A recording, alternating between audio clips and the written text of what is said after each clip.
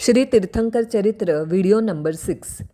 श्री तीर्थंकर चरित्र इस किताब में हम श्री आदिनाथ चरित्र पढ़ रहे थे, जहाँ पे हमने पिछले वीडियो में देखा माता मरुदेवा को 14 महास्वप्न आए, जिनका हमने विस्तार पूर्वक वर्णन देखा।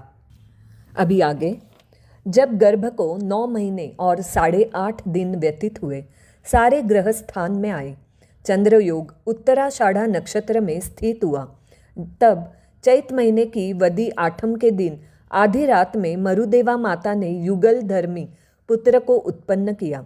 उपपात शैया में जन्मे हुए देवताओं की तरह भगवान सुशोभित होने लगे। 3 लोक में अंधकार को नाश करने वाली बिजली के प्रकाश की तरह उद्योत हुआ। आकाश में दुंदुभी बजने लगे। क्षणवार नारकी जीवों को भी उस समय अद्भुतपूर्व आनंद हुआ। शीतल मंद पवन ने सेवकों की तरह पृथ्वी की रज को साफ करना प्रारंभ किया। मेघ वस्त्र डालने और सुगंधित जल की वर्षा करने लगे। 56 दिक् कुमारियाँ मरुदेवा माता की सेवा में आई। 100 धर्मेंद्र व दूसरे 63 इंद्रों ने मिलकर प्रभु का जन्म कल्याणक किया। तीर्थंकरों के जन्मादि के समय इंद्रादि देव मिलकर जो उत्सव करते हैं, उन उत्सवों को कल्याणक कहते हैं।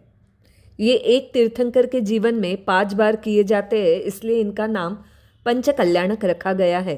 इन 5 के नाम हैं च्यवण कल्याणक, जन्म कल्याणक, दीक्षा कल्याणक, केवल ज्ञान कल्याणक और निर्वाण कल्याणक। यहाँ किताब में विस्तार पूर्वक 5 कल्याणकों का वर्णन किया है, जो हम प्रथम श्री आदिनाथ चरित्र पढ़ने के बाद पढ़ेंगे। बहुत ही सुंदर वर्णन, जो पढ़ने सुनने योग्य है। तो यहाँ पे दिया है, प्रभु का जन्म कल्याणक किया। माता मरुदेवा सवेरे ही जागृत हुई।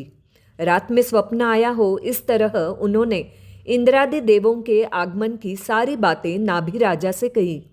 भगवान के उरु में जांग में ऋषभ का चिन्ह था और माता मरुदेवा ने भी स्वप्न में सबसे पहले ऋषभ को देखा था, इसलिए भगवान का नाम ऋषभ रखा गया। भगवान के साथ जन्मी हुई कन्या का नाम सुमंगला रखा गया। भगवान इंद्र के संक्रमण किए हुए अंगूठे के अमृत का पान करते थे।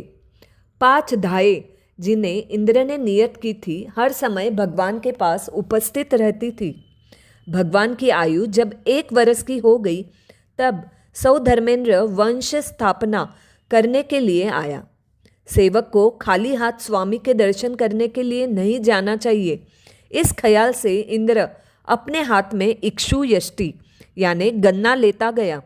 वह पहुंचा उस समय भगवान नाभि राजा की गोद में बैठे हुए थे।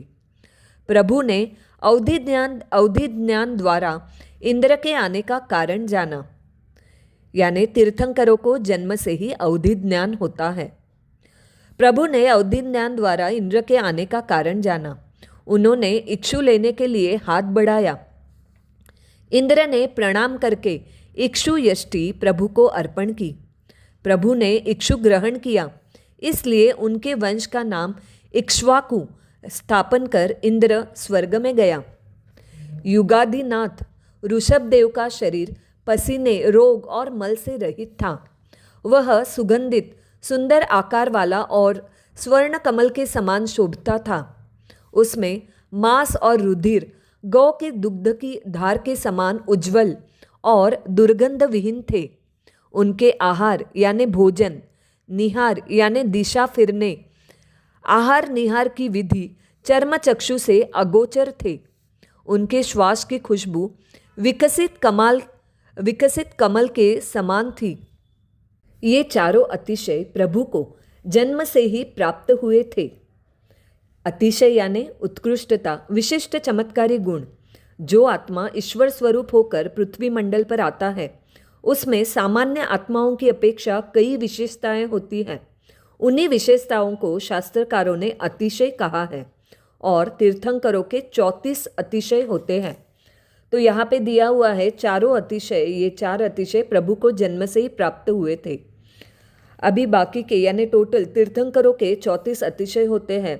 उसका विस्तार पूर्वक वर्णन हम अगले वीडियो में देखेंगे, जहाँ पे हम अतिशय जो दिए हुए हैं उनकी बात करेंगे। वृज ऋषभ नाराज सहनन और समचतुरस्त्र संस्थान के वो धारी थे। देवता बाल रूप धारण कर प्रभु के साथ क्रीड़ा करने आते थे। कलिकाल सर्वज्ञ श्री हेमचंद्राचार्य ने उसका वर्णन इन शब्दों में किया है। किसका वर्णन? तो देवता जो है बाल रूप धारण कर कैसे प्रभु के साथ क्रीड़ा करने आते थे, तो उनका वर्णन दिया है। समचतुरस्त्र संस्थान वाला प्रभु का शरीर ऐसा शोभता था मानो वह क्रीड़ा करने की इच्छा रखने वाली लक्ष्मी की कांचनमय क्रीड़ा वेदिका है। जो देव कुमार प्रभु के समान उम्र के होकर क्रीड़ा करने को आते थे, उनके साथ भगवान उनका मान रखने के लिए खेलते थे। खेलते वक्त धूसरित शरीर वाले और घूघरमाल धारण किए हुए प्रभु ऐसे शोभते थे मानो मदमस्त राजकुमार है। जो वस्तु प्रभु के लिए सुलभ थी वही किसी रुद्धिधारी देव के लिए अलभ्य थी। यदि कोई देव प्रभु के बल की परीक्षा करने के लिए उनकी अंगुली पकड़ता था तो वह उनके श्वास में रेणु रेती के दाने के समान उड़कर दूर जा गिरता था। कई देव कुमार कंदुक यानी गेंद की तरह पृथ्वी पर लौटकर प्रभु को विचित्र कंदुकों गेंदों से खिलाते थे। कई देव कुमार राजशुक यानी राजा का तोता बनकर चाटुकार मीठा बोलने वाला की तरह जियो जियो आनंद पाओ इस तरह अनेक प्रकार के शब्द बोलते थे। कई देव कुमार मयूर का रूप धारण कर केकावाणी यानी मोर की बोली से षड्ज स्वर में गायन कर नाच करते थे। प्रभु के मनोहर हस्तकमलों को ग्रहण करने की और स्पर्श करने की इच्छा से कई देव कुमार हंसों का रूप धारण कर गांधार स्वर में गायन करते हुए प्रभु के आसपास फिरते थे। कई प्रभु के प्रीतिपूर्ण दृष्टिपातामृत पान करने की इच्छा से कौच पक्षी का रूप धारण कर उनके समक्ष मध्यम स्वर में बोलते थे। कई प्रभु को प्रसन्न करने के लिए कोकिला का रूप धारण कर पास के वृक्षों की डालियों पर बैठ पंचम स्वर में राग आलापते थे। कई तुरंग यानी घोड़े का रूप धरकर अपने आत्मा को पवित्र करने की इच्छा से दैवत ध्वनि से हेशारव हिनहिनाहट करते हुए प्रभु के पास आते थे। कई हाथी का स्वरूप धर निषाद स्वर में बोलते हुए अधोमुख होकर अपनी सुंडों से भगवान के चरणों को स्पर्श करते थे। कई बैल का रूप धारण कर अपने सिंगों से तट प्रदेश को ताड़न करते और ऋषभ स्वर में बोलते हुए प्रभु की दृष्टि को विनोद कराते थे। कई अंजनाचल के समान भैंसों का रूप धर परस्पर युद्ध कर प्रभु को युद्ध क्रीड़ा बताते थे। कई प्रभु के विनोदार्थ मल्ल का रूप धर भुजाएं ठोक एक दूसरे को अक्षवाट यानी अखाड़े में बुलाते थे। इस तरह योगी जिस तरह परमात्मा की उपासना करते हैं, उसी तरह देव कुमार भी विविध विनोदों से निरंतर प्रभु की उपासना करते थे। अंगूठे चूसने की अवस्था बीतने पर अन्य गृहवासी अरहंत पकाया हुआ भोजन करते थे, परंतु आदिनाथ भगवान तो देवता उत्तर कुरुक्षेत्र से कल्पवृक्षों के फल लाते थे, उन्हें भक्षण करते थे और क्षीर समुद्र का जल पीते थे।